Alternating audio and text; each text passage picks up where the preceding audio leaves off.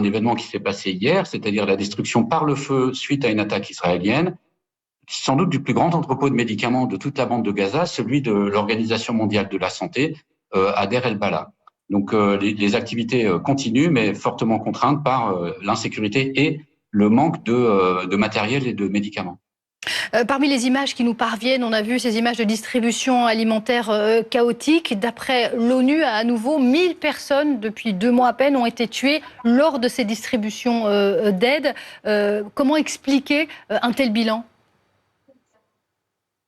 Eh bien, je voudrais d'abord confirmer ces bilans-là. Le nombre de blessés de ces événements-là est encore bien supérieur.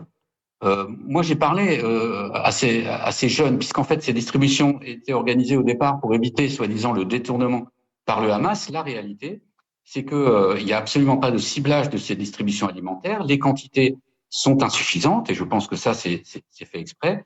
Et ce sont donc des jeunes hommes qui en font un métier, qui chaque jour vont risquer leur vie pour aller récupérer quelques kilos de nourriture et ensuite redescendre et le vendre aux plus offrants.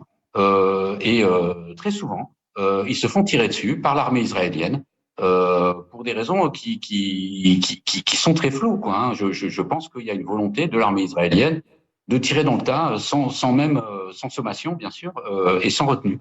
Restez avec nous, Jean-Guy Watteau. Patrick Sauce, nous avons commenté avec vous à plusieurs reprises ces images de distribution chaotique. On va essayer d'expliquer à nos téléspectateurs justement comment ça se passe et pourquoi est-ce qu'on arrive à ce niveau de chaos.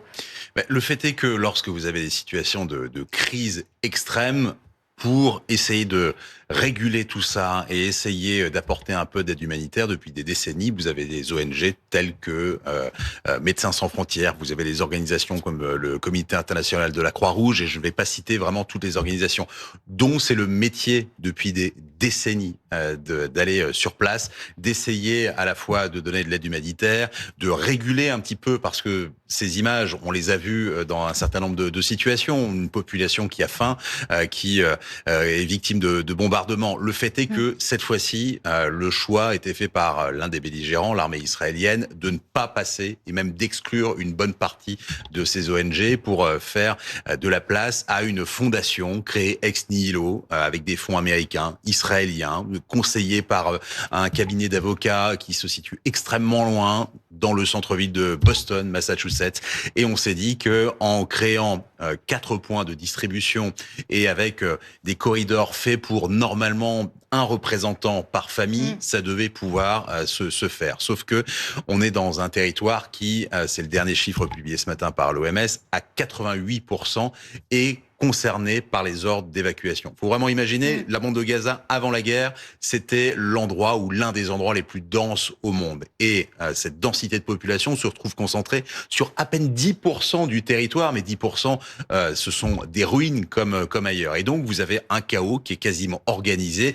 Et le fait est que, j'essaie de prendre un peu plus de pincettes, et c'est normal que le représentant de Médecins sans frontières, on sent qu'il y a des ordres ambigus de la part de l'armée israélienne pour les soldats qui font face à la foule. Le fait est que on comprend bien que ces soldats qui sont là au départ pour faire du maintien de l'ordre, eh bien, tirent totalement à vue, et on peut effectivement affirmer qu'il n'y a pas de tirs de sommation, mais que ce sont bien des tirs vers des gens qui seraient un peu en dehors de la ligne ou qui arriveraient de façon un peu menaçante aux yeux de ces soldats, des gens qui ont faim. Vous avez entendu 30 € le kilo. Encore faut-il avoir les fonds, c'est-à-dire qu'il n'y a pas de distribank, pardon d'être aussi trivial, mais il faut les trouver, les fonds, quand bien même vous pourriez en avoir.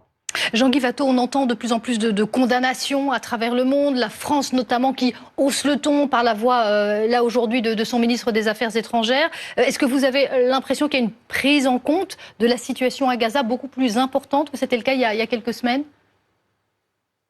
Oui, à l'étranger, certainement. On le voit dans les actions diplomatiques ou de communication qui sont menées par les gouvernements ou par les opinions publiques. Seulement, c'est pas là que ça se décide. Les conditions de la guerre à Gaza sont décidées par le gouvernement israélien, qui lui-même en répond à son opinion publique, et par le gouvernement américain. Et dans ces deux espaces-là, l'opinion publique israélienne et le gouvernement américain, il ne semble pas qu'il y ait une volonté d'infléchir le cours de la guerre, c'est-à-dire à la fois ses grands objectifs, la destruction jusqu'au dernier des combattants, mais surtout le regroupement des populations au sud de la bande de Gaza avant éventuellement de les en expulser, Donc ni ces objectifs-là, ni les conditions, c'est-à-dire les limites que l'armée israélienne se donnerait en termes de dommages collatéraux ou en termes de souffrances infligées aux populations. Donc, sans évolution au sein de l'opinion publique israélienne et de son gouvernement, je ne crois pas que ça puisse évoluer. Merci beaucoup à vous, Jean-Guy Watteau. Merci aussi à Patrick Saut d'être venu sur ce plateau.